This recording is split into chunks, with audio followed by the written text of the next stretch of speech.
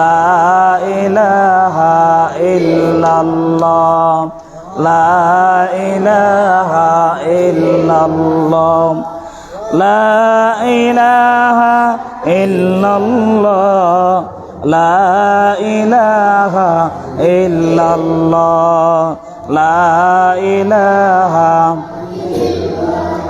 লা ইলাহা ইল্লাল্লাহু মুহাম্মাদুর রাসূলুল্লাহ সাল্লাল্লাহু আলাইহি ওয়াসাল্লাম। আলহামদুলিল্লাহ। সম্মানিত মুসল্লিয়ানে কেরাম, মুরব্বিনে আযম, আমার প্রাণপ্রিয় যুবক ভাইরা, মুরব্বী বাবাজিরা, আমরা সকলে সর্বপ্রথম মহান আল্লাহ রব্বুল আলামিনের দরবারে লাখ কোটি শুকরিয়া আদায় করি যে মহান রব্বুল আলামিন আমাদেরকে দয়া করে, মায়া করে, ভালোবেসে আজকে পবিত্র জিলহজ মাসের 2 তারিখে আল্লাহ রব্বুল আলামিন তার ঘরে মেহমান হিসাবে আমাদেরকে আসার জন্য তৌফিক দিয়েছেন। এই জন্য আমরা সকলে মালিকের দরবারে শুকরিয়া আদায় করি, বলি আলহামদুলিল্লাহ। সম্মানিত মুসল্লিয়ানে কেরাম,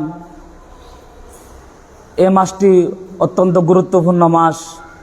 এই মাসের মধ্যে কোরবানি এবং হজ, অনেক দামি দুটি ইবাদত আল্লাহ রব্বুল আলামিন আমাদেরকে উপহার দিয়েছেন। আজকে আপনাদের খেদমতে ইনশাআল্লাহ আলোচনা করব কোরবানি সম্পর্কে আর ইয়াউমে আরাফা, আরাফাতের দিন সম্পর্কে। আল্লাহ রব্বুল আলামিন আলোচনা অনুযায়ী আমাদের সবাইকে আমল করার তৌফিক দান করুন, সকল বলুন আমিন। সম্মানিত মুসল্লিয়ানে কেরাম, কোরবান এই শব্দটি হচ্ছে আরবি, এর অর্থ হচ্ছে নৈকট্য লাভ করা, নিকটবর্তী হওয়া, ত্যাগ স্বীকার করা, উৎসর্গ করা। শরীয়তের পরিভাষায় নির্দিষ্ট দিনে নির্দিষ্ট সময়ে আল্লাহর নামে পশু জবাই করার নাম হচ্ছে কোরবানি। কোরবানি কোরআন মাজিদের মধ্যে বিভিন্ন অর্থ রয়েছে। আমরা যে কোরবান বলি, এই শব্দটি আল্লাহ রাব্বুল আলামিন বলেন, ইয ক্বাররাবা কুরবানান ফাতুকবিলা মিন আহাদিহিমা ওয়া লাম ইউতাকাব্বাল মিনাল আখার।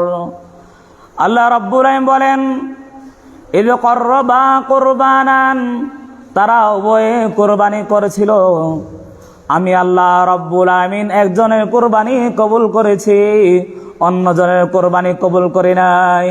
এই জায়গায় আল্লাহ রাব্বুল আলামিন এই কোরবান শব্দটি উচ্চারণ করেছেন।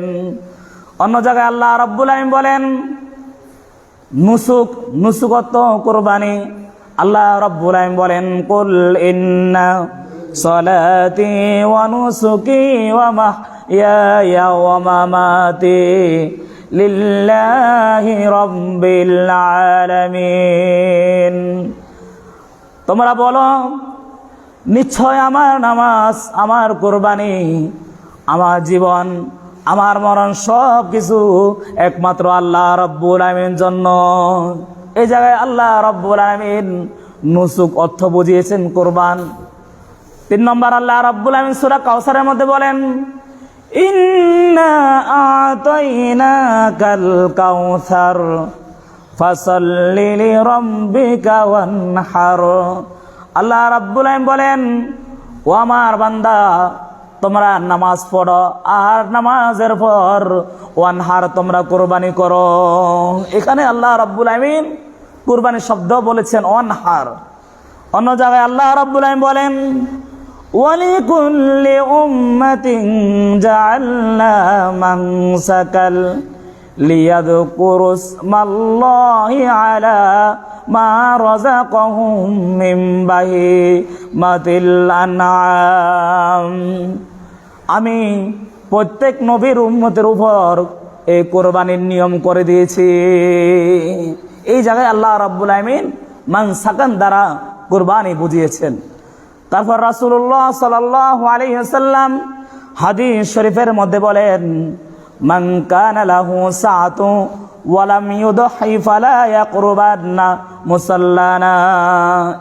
ফালাম ইউদহি এই শব্দ দ্বারা রাসূলুল্লাহ সাল্লাল্লাহু আলাইহি ওয়াসাল্লাম কোরবানি বুঝিয়েছেন। তাহলে কোরবানির কয়েকটি শব্দ রয়েছে। কোরবান, তারপরে নুসুক, ওয়ানহার, মানসাকান আর ইউদহি, এই 5টি শব্দ আমরা পেয়েছি। সম্মানিত হাজিরিন, কুরবানি এটা হচ্ছে আল্লাহ তাআলার নিদর্শন, আল্লাহ তাআলার বিধান। আল্লাহ তাআলা হুকুম করেছেন, আমাদের উপর ওয়াজিব করে দিয়েছেন। সূরা কাউসারের মধ্যে আল্লাহ রাব্বুল আলামিন বলেন, ফাসাল্লি লিরাব্বিকা ওয়ানহার, তোমরা নামাজ পড়ো আর নামাজের পর কুরবানি করো। এখানে আল্লাহ রাব্বুল আলামিন কুরবানি করার জন্য হুকুম দিয়েছেন। অন্য জায়গায় আল্লাহ রাব্বুল আলামিন বলেন, এই কুরবানি হচ্ছে আল্লাহ তাআলার নিদর্শন। আল্লাহ রাব্বুল আলামিন বলেন, ওয়া মান ইউআযযিম শাআইরাল্লাহি ফাইন্নাহা মিন তাকওয়াল কুলুব, এটাই আল্লাহর বিধান। আর যারা আল্লাহর নিদর্শনকে সম্মান করে তারা অবশ্যই তাদের অন্তরের তাকওয়া থেকে করে।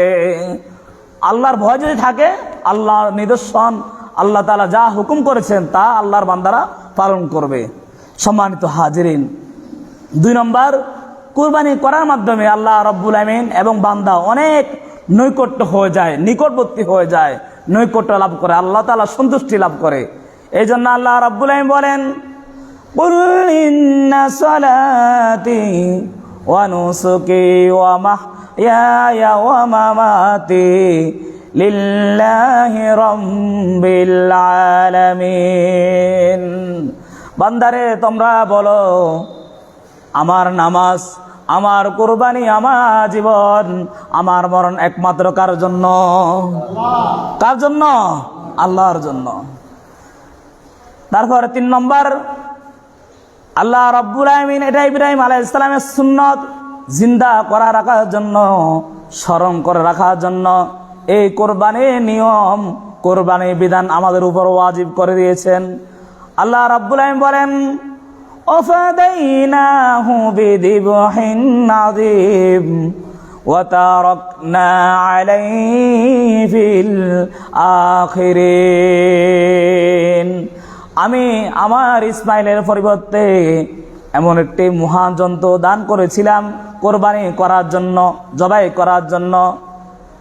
আর ওয়া তারাকনা আলাইহি ফিল আখিরিন, এই নিয়মটা, এই ইব্রাহিম আলাইহিস সালামের এই বিষয়টা আমি কিয়ামত পর্যন্ত আমার উম্মতের উপর, আমার বান্দাদের উপর আমি ওয়াজিব করে দিয়েছি।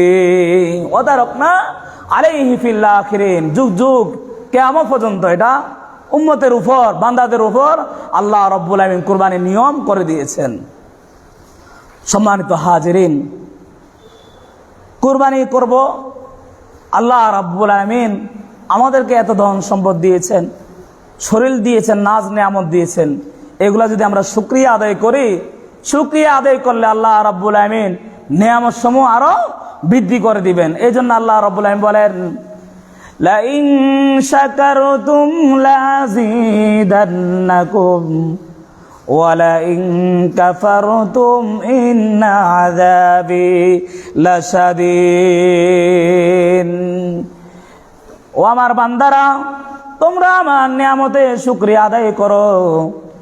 আমার নিয়ামতের যদি শুকরিয়া আদায় করো বান্দা, তাহলে আমি তোমাদের জন্য দিন দিন আরো নিয়ামত বৃদ্ধি করে দিব। জোরে বলি সুবহানাল্লাহ। আর বান্দারে, আমার সাথে যদি নাফরমানি করো, গাদ্দারি করো, আমার নিয়ামতের শুকরিয়া যদি আদায় না করো, ওয়ালা ইন কাফারতুম ইন্না আযাবি লাশাদীদ, আমার নিয়ামত যারা অস্বীকার করবে, নাফরমানি করবে, বেঈমানি করবে, নিশ্চয় আমি আল্লাহ রাব্বুল আলামিন তাদেরকে ভয়ঙ্কর শাস্তি দিব। আমার ভাইরা, আল্লাহ রাব্বুল আলামিন অন্য জায়গায় বলেন, ফাইদা ওয়াজাবাত জুনুবুহা ফাকুলু মিনহা ওয়া আত'ইমুল কানিয়া ওয়াল মু'তার। যখন কোরবানির পশু জমিনে শুয়ে যাবে, জমিনে কাত হয়ে পড়বে, ফাকুলু মিনহা, এই কোরবানির পশু থেকে তোমরা গোশত ভক্ষণ করো। ফাকুলু মিনহা ওয়া আত'ইমুল কানিয়া ওয়াল মু'তার, শুধু তোমরা নিজেরা ভক্ষণ করিও না, তোমাদের আশেপাশে তোমাদের বন্ধু বান্ধব পাড়া প্রতিবেশী যারা অসহায় রয়েছে তোমরা তাদেরকে এই কোরবানির গোশত থেকে উপহার দান করো। কেন করবা? কাযালিকা সাখখারনাহা লাকুম লাআল্লাকুম তাশকুরুন, আমার নিয়ামতের শুকরিয়া আদায় করার জন্য এই তোমরা কোরবানির গোশত নিজেরাও ভক্ষণ করবা এবং পাড়া প্রতিবেশীকেও দান করবা। জোরে বলি সুবহানাল্লাহ। তাহলে আমরা কোরবানি করব আল্লাহ তাআলার শুকরিয়া আদায় করার জন্য। সম্মানিত হাজিরিন, কোরবানির গুরুত্ব এত বেশি, রাসূলুল্লাহ সাল্লাল্লাহু আলাইহি সাল্লাম মদিনাতে 10 বছর অবস্থান করেছিলেন। আকামা রাসূলুল্লাহ সাল্লাল্লাহু আলাইহি সাল্লাম বিল মাদিনাতি 10 সিনিনা ইউদাহি। রাসূলুল্লাহ সাল্লাল্লাহু আলাইহি সাল্লাম 10 বছর মদিনাতে অবস্থান করেছিলেন। প্রতি বছর রাসূল কোরবানি করেছেন। 10 বছর রাসূলুল্লাহ সাল্লাল্লাহু আলাইহি সাল্লাম কোরবানি করেছিলেন। তারপরে রাসূলুল্লাহ সাল্লাল্লাহু আলাইহি ওয়াসাল্লাম অন্য হাদিস শরীফের মধ্যে বলেন, ইয়া আইয়ুহান নাস, ও আমার উম্মত, আলা কুল্লি আহলি বাইতিন ফি কুল্লি আমিন উযহিয়া, তোমাদের ধনী পরিবারের সকলের উপর প্রতি বছর কোরবানি করা আমি রাসূলুল্লাহ সাল্লাল্লাহু আলাইহি সাল্লাম ওয়াজিব করে দিয়েছি। কোরবানির গুরুত্ব নিজেও করেছেন এবং কি প্রতি ধনী উম্মতের উপর কোরবানি রাসূল ওয়াজিব করে দিয়েছেন। সম্মানিত হাজিরিন, তারপর রাসূলুল্লাহ সাল্লাল্লাহু আলাইহি সাল্লাম বলেন, সামর্থ্য থাকা সত্ত্বেও কেউ যদি কোরবানি না করে, মান কানা লাহু সাআতু ওয়া লাম ইউদহি ফালা ইয়াকরুবান্না মুসাল্লানা, সেজন্য ঈদের নামাজে যেন না আসে, সেজন্য ঈদের দিন নামাজে যেন না আসে, সে আমার উম্মত নয়। রাসূলুল্লাহ সাল্লাল্লাহু আলাইহি সাল্লাম অনেক ঘোষণা করে বলেছেন। সম্মানিত হাজিরিন, কুরবানির ফজিলত অনেক বিশাল। রাসূলুল্লাহ সাল্লাল্লাহু আলাইহি সাল্লাম বলেন, মা আমিলা আদামিয়্যু মিন আমালিন ইয়াওমান নাহরি আহাব্বা ইলাল্লাহি মিন ইহরাকিদ দামি, অর্থাৎ কুরবানির দিন এমন কোন আমল নাই যেটা আল্লাহ রাব্বুল আলামিনের নিকট অধিক পরিমাণে প্রিয়। কি থেকে প্রিয়? কুরবানির পশু জবাই করা থেকে অন্য কোনো ইবাদত আল্লাহ তাআলার নিকট এত প্রিয় নাই। আল্লাহ তাআলার নিকট এত বেশি প্রিয়, অর্থাৎ কুরবানি পশুকে জবাই করা, এটা হচ্ছে কুরবানির দিন আল্লাহ তাআলার নিকট অনেক অধিক দামি আমল, অনেক পবিত্র আমল, অনেক প্রিয় আমল। তারপরে রাসূলুল্লাহ সাল্লাল্লাহু আলাইহি সাল্লাম বলেন, ইন্নাহা লায়াতি ইয়াউমাল কিয়ামাতি বিকুরুনিহা ওয়া শারিহা ওয়া আজলাফিহা, তোমরা কোরবানি করো, কেননা কিয়ামতের দিন পশুর শিং, পশুর খুর এবং কি পশুর এই চুল, পশুর পশম কিয়ামতের ময়দানে হাজির হবে আর তোমাদের জন্য সুপারিশ করবে। কোরবানি করো, এই কোরবানি পশুর শিং, খুর এবং কি কোরবানি পশম, চুল, এগুলা কিয়ামতের ময়দানে হাজির হবে। অন্য জায়গায় রাসূলুল্লাহ সাল্লাল্লাহু আলাইহি সাল্লাম বলেন, কুরবানি দাতার পশুর যে গোবর রয়েছে, রক্ত রয়েছে, তারপরে চামড়া রয়েছে, এগুলা কিয়ামতের ময়দানে মিজানের পাল্লায় ওজন করা হবে। আর এই নেকি কুরবানি দাতাকে আল্লাহ রাব্বুল আমিন উপহার হিসেবে দান করবেন। জোরে বলি সুবহানাল্লাহ। সম্মানিত হাজিরিন, রাসূলুল্লাহ সাল্লাল্লাহু আলাইহি সাল্লাম তারপর বলেন, ওয়ান নাদামা লা ইয়াকুমু মিনাল্লাহি বিমাকানিন ক্বাবলা আন ইয়াকা মিনাল আরদি ফাতিবু বিয়া নাফসা, কুরবানি দাতার পশু জবাই করা রক্ত জমিনে পড়ার পূর্বে আল্লাহ রাব্বুল আমিন বান্দার কুরবানি কবুল করেন। জোরে বলি সুবহানাল্লাহ। কুরবানি পশু রক্ত জমিনে পড়ার পূর্বে আল্লাহ রাব্বুল আমিন কুরবানি দাতার কুরবানি কবুল করেন। সম্মানিত হাজিরিন, অন্য হাদিস শরীফের মধ্যে রাসূলুল্লাহ সাল্লাল্লাহু আলাইহি সাল্লাম বলেন, বিকুল্লি কতরাতিন হাসানা, কুরবানির পশুর রক্তের প্রতিটি ফোঁটার বিনিময়ে আল্লাহ রাব্বুল আমিন বান্দাকে এক একটা নেকি উপহার দেন। জোরে বলি সুবহানাল্লাহ। যত রক্ত বের হবে, যত রক্ত বের হবে প্রতিটি রক্তের ফোঁটার বিনিময়ে আল্লাহ রাব্বুল আলামিন বান্দাকে এক একটা করে নেকি উপহার দেন। জোরে বলে সুবহানাল্লাহ। দেখেন বিশাল ফজিলত। তারপর রাসূলুল্লাহ সাল্লাল্লাহু আলাইহি সাল্লামকে সাহাবীরা জিজ্ঞাসা করলো, ইয়া রাসূলুল্লাহ, ইয়া হাবিবাল্লাহ, আমরা কোরবানি করলে কি লাভ? রাসূলুল্লাহ সাল্লাল্লাহু আলাইহি সাল্লাম বলেন, বিকুল্লি শারাতিন হাসানা, কোরবানি পশুর মধ্যে যে চুল রয়েছে প্রতিটি চুলের বিনিময়ে আল্লাহ রাব্বুল আমিন বান্দাকে সওয়াব দিয়া দেন। জোরে বলি সুবহানাল্লাহ। চুলের বিনিময়, এক একটা চুলের বিনিময় আল্লাহ রাব্বুল আমিন এক একটা নেকি উপহার দেন। তারপরে সাহাবা কেরাম রাসূলুল্লাহ সাল্লাল্লাহু আলাইহি সাল্লামকে জিজ্ঞাসা করলো, ফাসুবু ইয়া রাসূলুল্লাহ, পশম বিশিষ্ট পশুর বেলায় কি সওয়াব? তো রাসূলুল্লাহ সাল্লাল্লাহু আলাইহি সাল্লাম বলেন, বিকুল্লি শারাতিন মিনাস সুফি হাসানা, প্রতিটি পশমের বিনিময় আল্লাহ রাব্বুল আমিন বান্দাকে এক একটা করে নেকি উপহার দেন। জোরে বলে সুবহানাল্লাহ। সম্মানিত হাজিরিন, তারপরে রাসূলুল্লাহ সাল্লাল্লাহু আলাইহি সাল্লাম মা ফাতেমা রাদিয়াল্লাহু তাআলা আনহাকে উদ্দেশ্য করে বলেন, এটা আমাদের কুরবানির দিন একটা আমল। দেও আমার ফাতেমা, কুরবানি পশু যখন জবাই করবে তুমি পশুর নিকট উপস্থিত থাকবা, কেননা এই পশু রক্ত জমিনে পড়ার পূর্বে আল্লাহ রাব্বুল আমিন তোমার কোরবানি কবুল করেন। জোরে বলি সুবহানাল্লাহ। শুধু কোরবানি কবুল করেন না, জমিনে পড়ার পূর্বে আল্লাহ রাব্বুল আমিন তোমার সমস্ত গুনাহ মাফ করে দিবে। জোরে বলি সুবহানাল্লাহ। তো ফাতেমা রাদিয়াল্লাহু তাআলা আনহা জিজ্ঞাসা করলো, ইয়া রাসূলুল্লাহ, ইয়া হাবিবাল্লাহ, এটা শুধু কি আহলে বাইত নবীর পরিবারের জন্য না সকল উম্মতের জন্য? তো রাসূলুল্লাহ সাল্লাল্লাহু আলাইহি সাল্লাম বলেন, কিয়ামত পর্যন্ত যত আমার উম্মত আসবে সকল উম্মতের জন্য এর ফজিলত রয়েছে। জোরে বলে সুবহানাল্লাহ।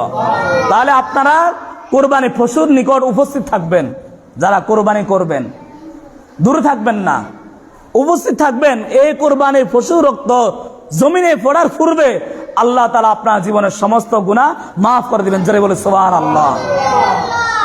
তারপরে রাসূলুল্লাহ সাল্লাল্লাহু আলাইহি সাল্লাম বলেন, আজমু দুহায়াকুম ফাইন্নাহা আলা সিরাতি মাতায়াকুম, তোমরা কুরবানি করো।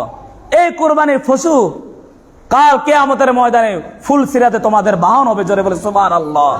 ফুলসিরাতের রাস্তা খুব ভয়ঙ্কর রাস্তা, খুরের চাইতো এটা আপনার অধিক পরিমাণ ধার, আর চুলের চাইতেও চিকন। একটা চুল যেরকম চিকন তার চেয়েও ফুলসিরাতের রাস্তা অনেক চিকন আর ভয়ঙ্কর ধারালো। যারা কুরবানি করবেন আল্লাহ রাব্বুল আমিন কুরবানির পশুর উপর আপনাকে উঠাইয়া কিয়ামতের ময়দানে ফুলসিরাতের রাস্তা পার করাবেন। জোরে বলি সুবহানাল্লাহ। তারপর রাসূলুল্লাহ সাল্লাল্লাহু আলাইহি সাল্লাম বলেন, মান দাহইয়া তাইয়িবাতান বিহা নাফসুহু মুহতাসিবান লিউদহিয়া, তোমরা হাসি খুশি আনন্দ সহিত পবিত্র সহকারে তোমরা কুরবানি করো, কেননা কানাত লাহু হিজাবাম মিনান নার, এই কুরবানি কাল কিয়ামতের ময়দানে তোমাদেরকে জাহান্নামের আগুন থেকে বাঁচাবে। জাহান্নাম এবং তোমাদের মাঝে এটা দেয়াল হয়ে দাঁড়াবে। জোরে বলি সুবহানাল্লাহ। তাহলে এই কুরবানি আমাদের জন্য জাহান্নাম থেকে ডাল হবে, জাহান্নাম থেকে বাঁচার জন্য এটা দেয়াল হবে। সম্মানিত হাজিরিন, আমরা তো কুরবানির ফজিলত বুঝেছি। আল্লাহ রাব্বুল আমিন আমাদের সবাইকে এই কুরবানি করার আমল করার তৌফিক দান করুন। জোরে বলি আমিন। এখন কুরবানি কবুল হওয়ার জন্য কিছু শর্ত আছে, কিছু শিক্ষা আছে। কুরবানি এক নম্বর, এটা হচ্ছে আল্লাহ তাআলার ইবাদত। কুরবানি যেন আমরা সুন্দরভাবে করি, আনন্দ সহিত করি। আমরা কি ওই দিন অনেক ব্যক্তি আছে ফজর নামাজও পড়ি না, কুরবানির নামাজে আসে, ঈদের নামাজে আসে, কুরবানি করে, কিন্তু তার ফজর নামাজের কোনো খোঁজ খবর নাই। এখন কুরবানি যেরকম আল্লাহ তাআলার বিধান, ফজর নামাজ তো ভাই আল্লাহ তাআলার বিধান, জোহরের নামাজও আল্লাহ তাআলার বিধান। আপনি গোস্ত কাটতে কাটতে জোহর নামাজের কোনো খোঁজ খবর নাই, আসরের কোনো খোঁজ খবর নাই। এই জন্য 5 ওয়াক্ত নামাজ আদায় করবেন, আর ঈদের দিন আগে ফজরের নামাজ আদায় করবেন। এটা হচ্ছে আল্লাহ তাআলার বিধান। আল্লাহ তাআলা আমাদেরকে ইবাদত করার জন্য সৃষ্টি করেছেন। 2 নম্বর, আমরা কোরবানি করব আমাদের নিয়ামতের শুকরিয়া আদায় করার জন্য। আল্লাহ তাআলা আপনাকে কোরবানি করার জন্য তৌফিক দিয়েছেন। অনেক বান্দাকে আল্লাহ তাআলা তৌফিক দান করে নাই। এই জন্য নিয়ামতের শুকরিয়া আদায় করবেন। ওই দিন আলহামদুলিল্লাহ শুকরিয়া আদায় করবেন মৌখিকভাবে, নামাজ পড়ে শুকরিয়া আদায় করবেন নামাজের মাধ্যমে। আর গরিব মানুষদেরকে গোস্ত উপহার দিয়ে, এই গোস্ত উপহারের মাধ্যমে আল্লাহ তাআলার নিয়ামতের শুকরিয়া আদায় করবেন। এক নম্বর, তাহলে কোরবানি হচ্ছে আল্লাহ তাআলার ইবাদত, শিক্ষা আমাদের জন্য। দুই নম্বর, কেন করব? কোরবানি করার মাধ্যমে আল্লাহ তাআলার নিয়ামতের শুকরিয়া আদায় করব। তিন নম্বর, কোরবানি কেবল করব ভাই আমার সবকিছু, আমার জীবন, আমার মরণ, আমার নামাজ, রোজা, হজ, যাকাত সবকিছু কার জন্য? একমাত্র উৎসর্গ করবো কার জন্য? আল্লাহর জন্য। খুশি করবে একমাত্র কার জন্য? আল্লাহর জন্য, যেন দুনিয়ার কোনো উদ্দেশ্য যেন না আসে। এই জন্য হাবিল এবং কাবিল দুজনে কোরবানি করেছিলেন। হাবিল উন্নত মানের একটা দুম্বা উপহার দিয়েছেন, আমি আল্লাহ রাস্তায় কোরবানি করব। তার যে দুম্বা সমূহ ছিল এখান থেকে সবচেয়ে উন্নত মানের দুম্বাটা আল্লাহ রাস্তায় উপহার দিয়েছিলেন। আর কাবিলের মনটা একটু খারাপ ছিল, সে কিছু ফসা শস্য আপনার কৃষি উপহার আল্লাহ রাস্তায় কোরবানি করেছিলেন। এই জন্য আগে মনটাকে ক্লিয়ার করতে হবে, কলবটাকে পরিষ্কার করতে হবে। এই কলবের মধ্যে অন্তরকে আগে জিজ্ঞাসা করবেন, আমি কি কোরবানি করছি আমার নামের জন্য, সমাজের জন্য, গোস্ত খাওয়ার জন্য, না আল্লাহর জন্য? কার জন্য কোরবানি করবেন ভাই? জোরে বলে কার জন্য করবেন? আল্লাহর জন্য। যখন হাবিল এবং কাবিল দুজন কোরবানি করলো, আল্লাহ রাব্বুল আলামিন কাবিলের কোরবানি কবুল করে নাই, হাবিলের কোরবানি কবুল করেছেন। সে রাগ হয়ে, কাবিল রাগ হয়ে হাবিলকে বলল, তোকে আমি হত্যা করব। ওই সময় হাবিল বলল, ভাই তুমি রাগ করিও না, ইন্নামা ইয়াতাকাব্বালুল্লাহু মিনাল মুত্তাকিন, আল্লাহ রাব্বুল আলামিন তাদের কোরবানি কবুল করেন যাদের অন্তরে আল্লাহর ভয় রয়েছে। আল্লাহ তাআলা সকলের কোরবানি কবুল করেন না, যাদের অন্তরে আল্লাহর ভয় থাকবে, যারা আল্লাহকে খুশি করার জন্য কোরবানি করবে, আল্লাহ তাআলা তাদের কোরবানি কবুল করবেন। অন্য জায়গায় হাবিল বলল, ইন্নী আখাফুল্লাহ রাব্বাল আলামিন, আমি বিশ্ব জগতের পালনকর্তা আল্লাহ রাব্বুল আলামিনকে ভয় করি। এই জন্য ভাই আমি তোর কোনো ক্ষতি করবো না, তুই যদি আমার ক্ষতি করস আমি তোমার কোনো ক্ষতি করব না। তারপরে কোরবানির অন্যতম শিক্ষা হচ্ছে, আল্লাহ রাব্বুল আলামিন বলেন, বান্দারে লা ইয়ানালাল্লাহু লুহুমুহা ওয়ালা দিমাউহা ওয়ালাকিন ইয়ানালুহুত তাকওয়া মিনকুম। ও বান্দা, আমি তোমাদের নিকট গোশত চাই না, তোমাদের নিকট রক্ত চাই না, আমি তোমাদের অন্তরে কি রয়েছে, আমি তোমাদের অন্তরে তাকওয়ার দিকে লক্ষ্য করি, তোমাদের কুরবানির গোশত এবং রক্তের দিকে আমি লক্ষ্য করি না। কি সুন্দরভাবে দেখেন না, দরজন কুরবানি কবুল করার জন্য, কবুল হওয়ার জন্য ইব্রাহিম আলাইহিস সালাম ছুরি চালাচ্ছেন আর ইসমাঈল আলাইহিস সালাম শুয়ে গিয়েছেন। আত্মত্যাগ, উৎসর্গ দেখেন, এটাকে বলা হয় ত্যাগ। উন্নত মানের ধৈর্যশীল ছিলেন ইসমাঈল আলাইহিস সালাম, তার মতন ধৈর্যশীল এই পৃথিবীর মধ্যে আর কেউ ছিলেন না। জানেন নিজে কুরবানি হয়ে যাবেন, তারপরে বাবাকে বলছেন, বাবা সাতাজিদুনি ইনশাআল্লাহু মিনাস সাবিরিন। ও আমার বাবা, আপনি চিন্তা করবেন না, আল্লাহ তাআলা যা হুকুম করেছেন আমি তা বাস্তবায়ন করার জন্য আপনি আমাকে ধৈর্যশীল বান্দা হিসেবে পাবেন। জোরে বলি সুবহানাল্লাহ। তো আপনার ইসমাঈল আলাইহিস সালামকে কোরবানি করছেন, দেখেন আল্লাহ তাআলার গোশতের দরকার নাই, রক্তের দরকার নাই। আল্লাহ তাআলা ইব্রাহিম আলাইহিস সালাম অন্তরে এবং ইসমাঈল আলাইহিস সালাম অন্তরে কি আছে এটাই উদ্দেশ্য ছিল দেখার, যে আমার ইব্রাহিম, আমার ইসমাঈল কতটুকু আমাকে ভালোবাসে। যখন তারা উভয়ে ফালাম্মা আসলামা ওয়া তাল্লাহু লিল জাবিন, দুজনেই আত্মসমর্পণ করলো, অনুগত হয়ে গেল আল্লাহ তাআলার স্বপ্ন বাস্তবায়ন করার জন্য। ওই সময় আল্লাহ রাব্বুল আলামিন তাদেরকে এই পৃথিবীর অনেক দামি একটা উপহার দিয়েছেন, অফাদাইনাহু বিযিবহিন নাযীম। ইসমাঈল আলাইহিস সালামের পরিবর্তে একটা বেহেশতের দুম্বা কুরবানি হয়ে গেল।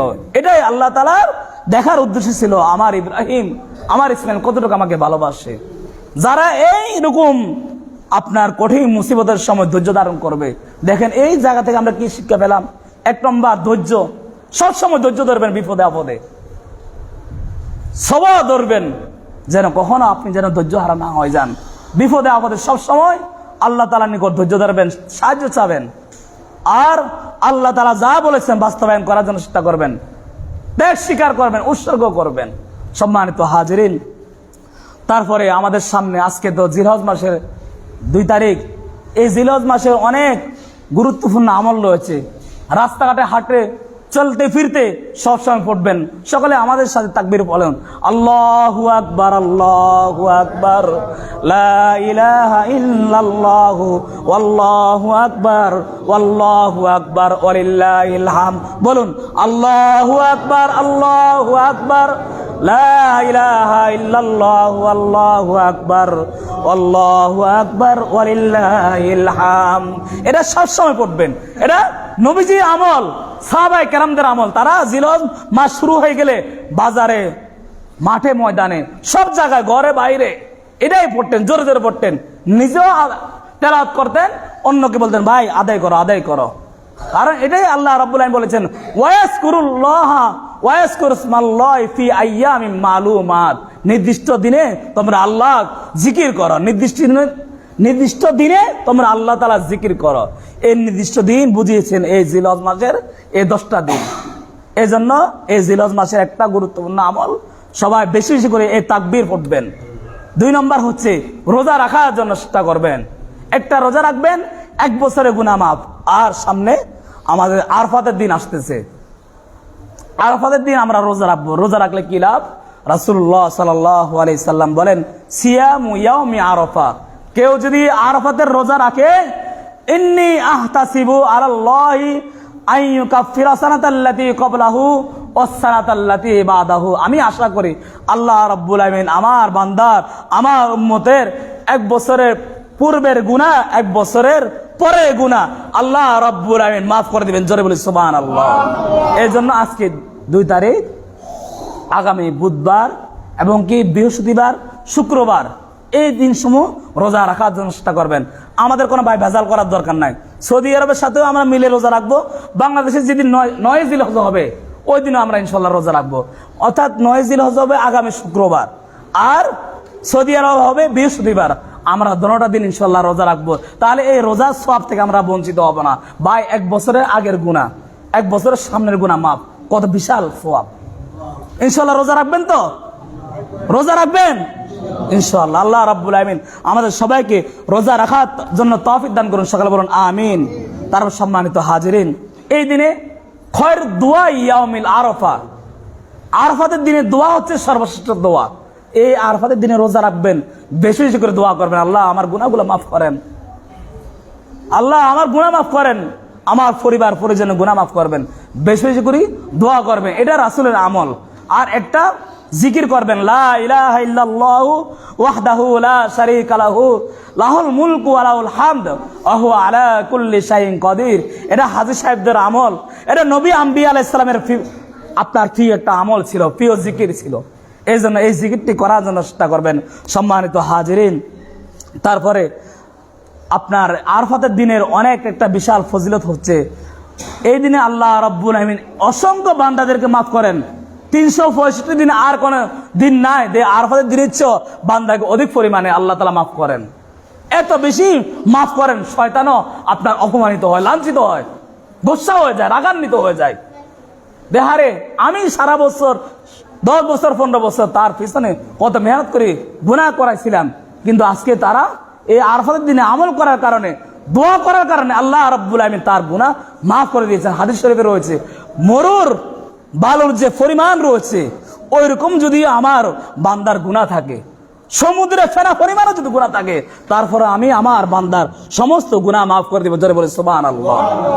দেখেন ভাই, এই জন্য আরাফাতের দিন ইনশাআল্লাহ রোজা রাখবেন, তারপর বেশি বেশি করে দোয়া ইস্তেগফার পড়বেন, জিকির আজগার করবেন, এটা চেষ্টা করবেন বেশি বেশি করার জন্য।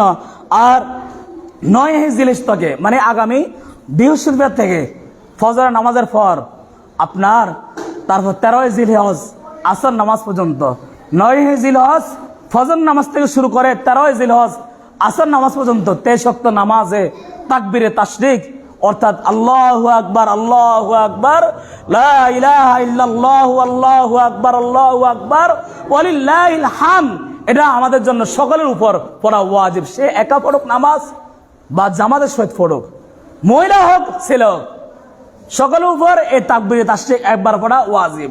ইনশাআল্লাহ এই তাকবীরে তাশরিক পড়ার জন্য চেষ্টা করবেন, নাহলে ভাই গুনাহগার হবেন। আল্লাহ রাব্বুল আমিন আমাদের সকলের কুরবানি কবুল করেন, সকল বলুন আমিন। আল্লাহ রাব্বুল আমিন এই যে ঘূর্ণিঝড় রয়েছে শক্তি, এই ঘূর্ণিঝড়ের আপনার ক্ষতি থেকে আমাদের দেশকে, আমাদের প্রিয় ফেনী জেলাকে, নোয়াখালীকে, লক্ষ্মীপুরকে আল্লাহ তাআলা হেফাজত করেন, সকল বলুন আমিন। আমা তাওফিক ইল্লা বিল্লাহ। আসসালামু আলাইকুম ওয়া রাহমাতুল্লাহি ওয়া বারাকাতুহু।